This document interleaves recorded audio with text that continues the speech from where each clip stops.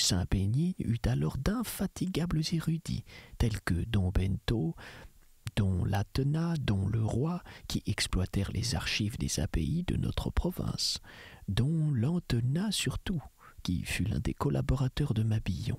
Il est juste de noter aussi que Don Aubray, qui amassa des matériaux pour permettre au père Planchet d'écrire cette histoire de la Bourgogne, dont vous avez pu voir les solides in-folio dans notre bibliothèque. Enfin, comme partout, la Révolution détruisit le monastère. L'Église fut seule épargnée. Mais quelle drôle d'idée que d'avoir été couvrir ces tours de tuiles de couleur qui lui donnent l'aspect d'une sparterie. Ce qui vaut mieux, par exemple, c'est d'avoir rétabli la crypte que l'on découvrit un beau jour en creusant le sol. Pour nous autres bénédictins, c'est un lieu béni, un lieu de pèlerinage que cette cathédrale. L'apôtre de la Bourgogne, le disciple de saint Polycarpe, qui l'a baptisé de son nom, saint Bénigne, ne nous est pas très sûrement connu. Néanmoins, dans sa monographie de la cathédrale, l'abbé Chanton semble prouver que ce saint aurait subi le martyre au commencement du IIIe siècle. Les anciens agiologes nous ont en tout cas conservé les détails de son supplice. Il aurait été écartelé à l'aide de poulies. On lui aurait enfoncé des alènes sous les ongles, ou on lui aurait scellé les pieds avec du plomb fondu dans une pierre qui existait encore du temps de Grégoire de Tours. Enfin, on le fit mordre par des chiens furieux. On lui asséna sur le col des coups de barre de fer, et comme il ne se décidait pas à mourir, on le perça d'une pointe de lance pour l'achever. Et c'est sur son tombeau même que fut bâtie l'église. Cet élu est certainement un grand saint, mais naturellement notre dévotion est aussi, et peut-être plus directement, acquise à cet abbé de notre ordre, qui fut la gloire et de la Bourgogne et de cette abbaye, le vénérable Guillaume. Celui-là fut élevé en qualité de petit oblat dans le monastère de Lucedio, en Italie, puis il entra à Cluny, et il fut, ainsi que je vous l'ai dit tout à l'heure, envoyé par son abbé, Don Mailleul, pour amender saint Bénigne, qui ne contenait plus qu'une troupe de religieux sans discipline, et dont les observances liturgiques étaient nulles. Il y apporta, avec la pratique de la règle de saint Benoît, une passion de la symbolique et de la liturgie, un amour de l'art et de la science, vraiment extraordinaire. Il fonda des écoles libres, absolument gratuites, pour les clercs et pour le peuple. Il révisa le chant grégorien, dont les chantres avaient altéré les textes. Il voulut que les offices fussent impeccables, que le service de Dieu fût magnifique. Et il se révéla aussi tel qu'un architecte de première force, car il savait tout, ce moine. Il construisit son église abbatiale, disparue hélas, et remplacée par celle qui est là devant nous. Il avait 9 tours, et toute la symbolique des Écritures se déroulait autour de son vaisseau. Elle s'érigeait sur une église souterraine dont la forme reproduisait le thé mystérieux d'Ézéchiel, image encore imparfaite de la croix, et qui remémorait les temps antérieurs au Messie, tandis que la nef, plus élancée, plus claire, représentait la lumière des évangiles, l'église du Christ. Et chaque nuit, pour confirmer le symbole, l'on descendait chanter matine dans la crypte, alors que les offices du jour se célébraient au contraire en haut dans l'église. Tout était à l'avenant. Les chapiteaux, les piliers, les statues s'associaient à l'idée générale de l'édifice. Ce furent les moines qui les sculptèrent. Le nom de l'un d'eux, Hunald, nous est resté. L'abbaye était immense. Après avoir essaimé plus de 100 religieux dans diverses fondations, Guillaume en régissait autant à Saint-Bénigne, et malgré la fatigue, malgré l'âge, il courait les routes pour régénérer les monastères en déshérence de Dieu. On le voit à Fécamp, à Saint-Ouen, au Mont-Saint-Michel, à Saint-Faron-de-Meaux, à Saint-Germain-des-Prés de Paris. On le trouve en Italie, à Saint-Fructuare, où il adjoint à un couvent de bénédictins un cloître de Monial. On le rencontre partout, jusqu'au moment où, épuisé par ses interminables voyages, il meurt en Normandie, et il y fut enterré dans l'abbaye de Fécamp. Guillaume était un artiste, un érudit, un administrateur prodigieux, et il était, ce qui est préférable encore, un admirable saint. Il faudra que je vous prête sa biographie écrite par l'abbé Chevalier, mais je vous empêche d'aller à la messe. Je me mets moi-même en retard, mon Dieu.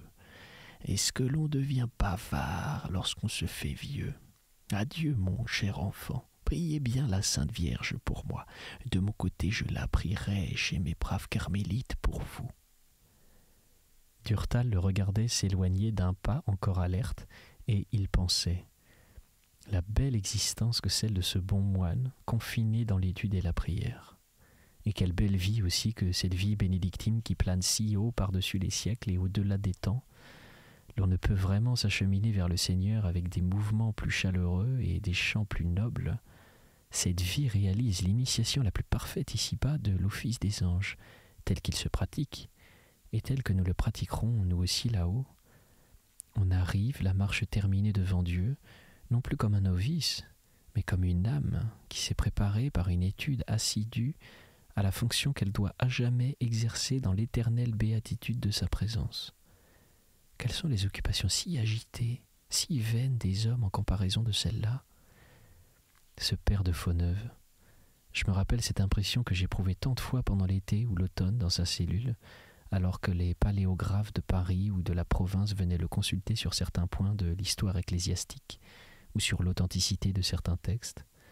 J'évoquais très bien alors cette autre cellule où, à Saint-Germain-des-Prés, dont Luc d'Achery et son élève Mabillon discutaient avec leurs visiteurs sur les bases de la diplomatique, sur la véracité de tel Chartres ou la valeur de tel sceau.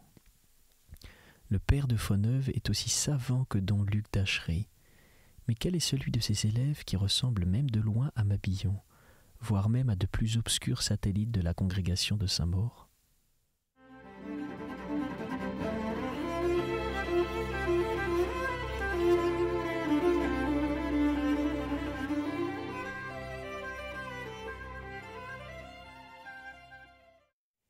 Il est seul de sa taille ici, mais parmi ses clients laïcs, quel est celui qui peut se rapprocher de ce prodigieux Ducange, voire même de Baluse, ou de ces studieux libraires que furent les Anissons? L'étillage a donc baissé dans les deux camps et il n'est pas équitable de ne jeter le discrédit que sur les moines. Que les savants laïcs soient en général plus forts que les religieux, cela paraît incontestable. Mais il n'en est pas moins acquis qu'en tenant compte de l'état de la science, à chaque époque, eux aussi sont à n'en pas douter fort inférieurs aux érudits qui fréquentèrent l'abbaye de Saint-Germain-des-Prés au XVIIe siècle. Soyons donc modestes et indulgents. En attendant, avec ma manie de soliloquer à bâton rompu, je vais finir par manquer l'office, fit-il, en pénétrant dans Saint-Bénigne. Une messe célébrée au grand autel prenait fin. Il vérifia le tableau des horaires près de la sacristie. Une autre devait le suivre. Il profita des quelques minutes qui allaient s'écouler entre les deux sacrifices pour faire le tour de la cathédrale. Elle était à 3 nefs, de largeur régulière, de hauteur convenable, mais mise en parallèle avec les grandes cathédrales, elle était minime et quasi nulle. Elle contenait un certain nombre de statues du XVIIe et du XVIIIe siècle, des œuvres honnêtes que l'on avait, après les avoir considérées, le désir de ne jamais revoir. Les vitraux anciens avaient disparu et avaient été remplacés par des carreaux blancs, ou ce qui était pis, par cette émétique de la vue des verrières modernes. Dans le transept gauche se dressait une croix gigantesque vert bouteille, sur laquelle un Christ, teint en gris, était couché, et 2 anges se tenaient de chaque côté, montrant au Seigneur un acte de consécration au Sacré-Cœur et un plan de l'Église. En résumé, autant cette cathédrale était intéressante par les souvenirs monastiques qu'elle émouvait, autant elle était inerte au point de vue de l'art. Elle ne valait sûrement pas cette bâtisse en rotonde édifiée par le vénérable Guillaume, et 2 de ses anciens bas-reliefs relégués au musée archéologique de la ville étaient d'une autre envergure que ce tympan de Bouchardon emprunté à la vieille église de Saint-Étienne et qui la décore aujourd'hui. Durtal s'installa pour entendre la messe que l'on sonnait. Il avait beau la connaître par cœur, cette messe ne parvenait pas à le déravir. La vérité était que cette fête de l'Épiphanie lui était plus suggestive que toute autre. Que ce fût l'époque ou non de la célébrer, il y revenait sans cesse. Car outre la manifestation des rois mages et le souvenir du baptême de Jésus dans le Jourdain, l'Église devait remémorer en l'exaltant le miracle des noces de Cana. Ce miracle, lorsqu'il y réfléchissait, lui suscitait de longues rêveries.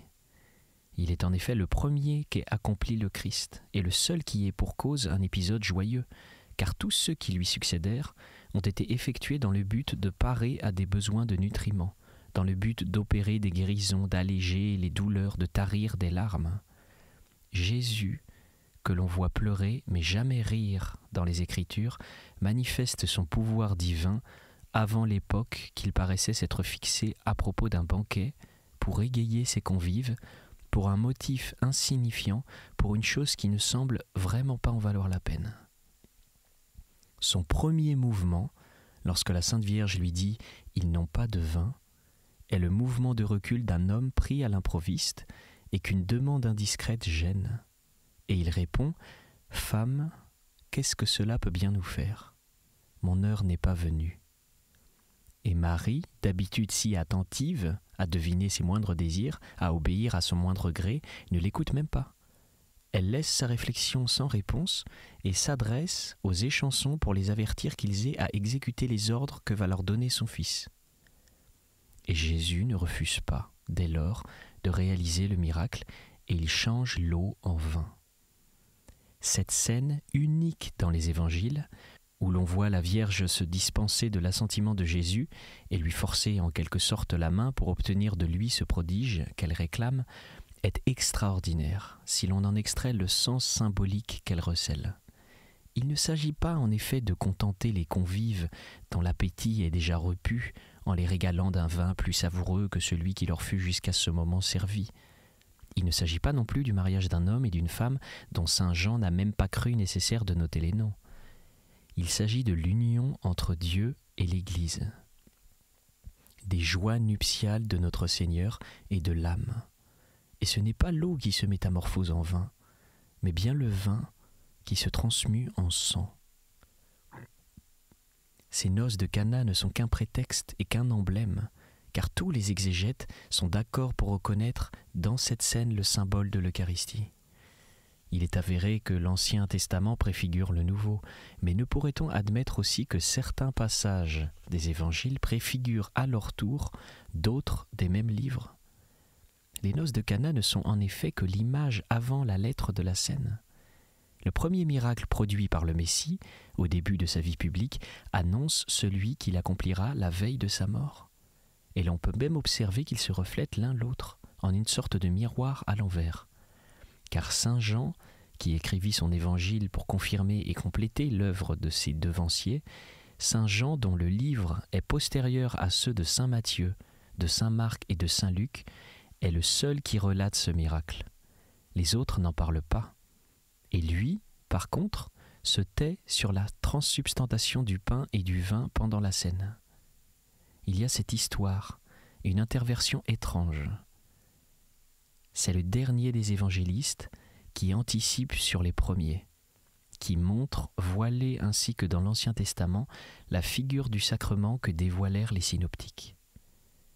Mais, poursuivait Durtal, les noces de Cana suggèrent encore d'autres remarques. De même que nous avons vu le Rédempteur pratiquer en cette scène son premier miracle, de même nous voyons Marie user pour la première fois de son droit de médiatrice et intercéder pour les nouveaux enfants qu'elle adoptera au pied du calvaire, pendant que son Fils étendu sur le lit de la croix engendrera l'Église. Et elle n'attendit pas que les temps prescrits fussent révolus. Dans son impatience, elle devança l'heure et revendiqua tout du premier coup. Elle ne procéda pas par gradation, elle ne limita pas d'abord l'objet de ses requêtes, elle alla droit au but, demanda simplement, nettement, le summum des grâces. Elle voulut et obtint la promesse du magistère qui pouvait guérir et sauver les âmes des enfants dont elle allait être appelée à prendre soin, l'Eucharistie. Et le Christ cède à cette douce violence, et il se fait prier. S'il a l'air d'accepter une certaine contrainte, c'est qu'il veut enseigner ainsi que tout ce qu'il accorde, il ne l'accorde que par l'entremise de sa mère. Cet épisode de Cana est donc en somme le point de départ des deux dévotions initiales et essentielles du catholicisme, le Saint-Sacrement et la Sainte Vierge. Et l'office, qui est spécialement consacré à ce mystère, l'office du deuxième dimanche après l'Épiphanie, ne se célèbre même pas. On se borne à en lire les prières et l'évangile à la fin de la messe du saint nom de Jésus qui le supplante.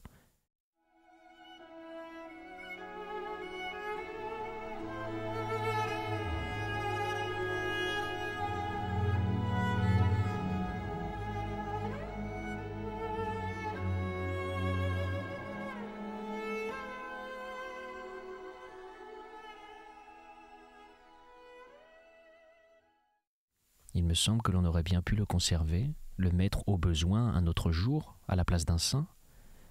Mais c'est curieux, continua-t-il, en sortant de la cathédrale et en gagnant à grands pas la place d'Armes, puis la place Rameau, pour entrer au musée. C'est curieux comme des miracles d'une importance souveraine, pas inaperçus, sont en tout cas à peine explorés par les prêtres en chair et les fidèles. Quelle abjecte effigie! Soupira-t-il, regardant au bas de l'escalier menant aux salles de peinture une statue de la République, figurée par une fille aux épaules, aux bras, au buste, au sein d'une arrangère de la halle et à la face chiffonnée d'un trottin de mode, au-dessous de laquelle était gravée l'expression à la fois imbécile et sacrilège « Stat in aeternum ». C'était un homme écoutant qui avait sculpté cela. Durtal parcourut les galeries de la peinture contemporaine où se prélassait en bonne place un hivernal portrait du pluvieux Carnot par Yvon, un maréchal vaillant d'Horace Vernet où l'ingéniosité de ce teinturier militaire se décelait par ce petit détail, le maréchal dont la tête était celle d'un notaire à toupet du temps de Louis-Philippe ne savait où caser l'un de ses bras, et le Vernet avait jugé original de le placer sur un tas de cuirasses qui reposait elle-même sur un tas de fascines jusqu'à la hauteur voulue pour servir d'appui-main. Le tout échafaudé dans un paysage de fantaisie aux couleurs grêles et acides, puis une œuvre de jeunesse de Gustave Moreau, le Cantique des Cantiques, une toile, plus que médiocre, du genre Chassériau, qui ne permettait guère de soupçonner le futur talent du peintre de l'Hérodiade. Enfin des cocasseries furieuses d'un Anatole des Vosges, celui-là et M. François, son père, étaient les gloires bouffonnes de Dijon, et le buste de l'un de ces deux grotesques, avec une physionomie d'huissier et des pattes de lapin le long des joues, se dressait sur un socle dans l'une des salles. Cet Anatole des Vosges, il avait brossé une bâche inouïe. Cela s'appelait Hercule et Philo. La scène représentait une femme enchaînée, étreignant un gosse et s'efforçant de fuir les crocs d'un lion qu'un Hercule en colère étrangle. Le lion était issu en droite ligne d'une lionne de tête de chenet et d'un lion de descente de lit, et il semblait, en tirant la langue, surpris d'être traité avec aussi peu de ménagement par cet homme qui lui cravatait si étroitement le col. Hercule, lui, était énorme. Il avait le physique d'un Auvergnat que l'alcool a rendu fou. Il arborait des muscles outrés et tendait sur des jambes nues et grosses, telles que des poutres, un formidable derrière, quelque chose comme des ballons accouplés, comme des montgolfières conjuguées de percales roses. Quant à la femme, habillée d'une robe abricot et d'un péplum groseille, elle roulait, en signe d'effroi, des yeux blancs, et l'enfant pleurait convenablement des pilules d'étain, suivant la formule de l'odieux David dont ce peintre était l'élève. Ah, ce des Vosges! Quel pleutre redondant, quelle ganache épique! L'élément moderne du musée était donc inavouable, et pourtant dans cet amas de phénomènes biscornus et de bannes rocs, un tableau superbe surgissait sur un mur, l'ex-voto d'Alphonse le Gros. Il s'ordonnait ainsi. 9 femmes priaient devant un petit calvaire, dans un paysage de tapisserie au ton de laine demeurée vive. Sur ces 9 femmes, 7 étaient agenouillées, côte à côte, et au premier plan, 1, debout, vêtue de blanc, feuilletait un volume, tandis qu'une autre, également debout et couverte d'un chapeau de paille, au fond de la toile portait un cierge. Ces femmes, presque toutes âgées, étaient coiffées de bonnets blancs, accoutrées de toilettes de deuil avec les mains jointes sous des mitaines noires. Les visages et les mains de ces vieilles étaient d'une précision et d'une probité d'art qui stupéfiait lorsque l'on songeait à la peinture hâtive et galopée de notre temps. Les expressions simples et concentrées de ces orantes recueillies, absorbées, loin des visiteurs, devant la croix, dégageaient une saveur religieuse réelle.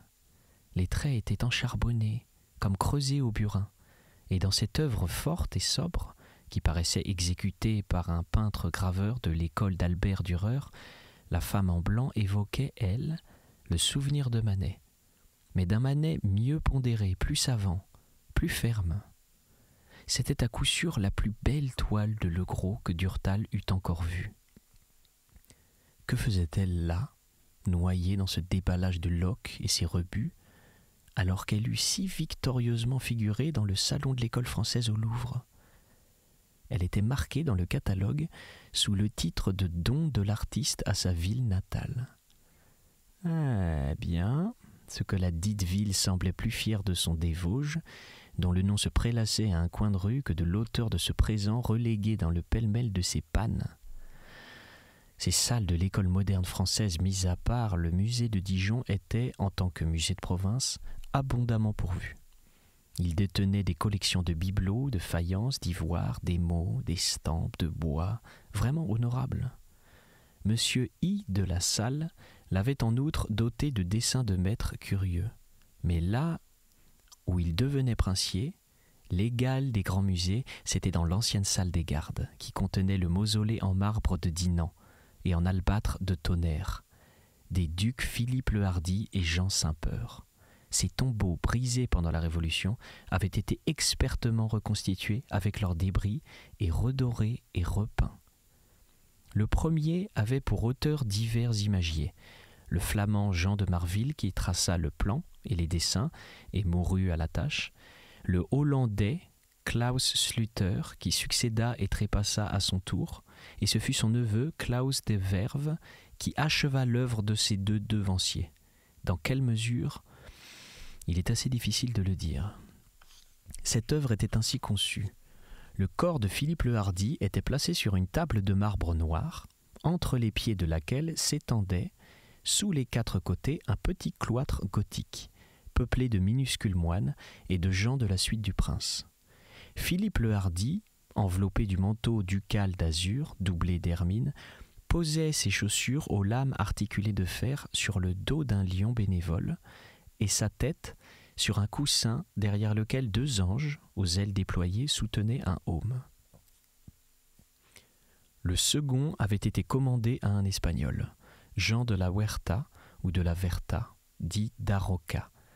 Mais celui-là ne fit rien ou presque rien, et ce fut un Antoine le Moiturier ou le Mouturier qui termina, s'il ne sculpta pas en entier, le cénotaphe. Son ordonnance était calquée sur celle du premier tombeau. C'était À Haute Voix, une émission de KTO Radio. Aujourd'hui, L'Oblat de Joris-Karl Huysmans. Lecture, Pierre Deveau. Captation et réalisation, Aymeric Plouinec et Thibaut Dagalier. Une émission disponible en podcast sur ktoradio.com et sur l'application KTO Radio.